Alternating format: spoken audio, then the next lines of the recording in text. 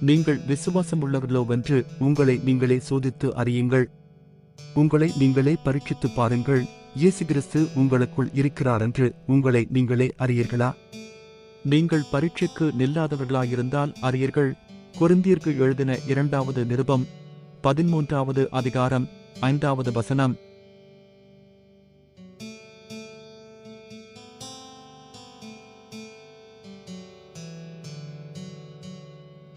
நீங்கள் விசுவாசமுள்ளவர்களோவென்று உங்களை நீங்களே சோதித்து அறியுங்கள்.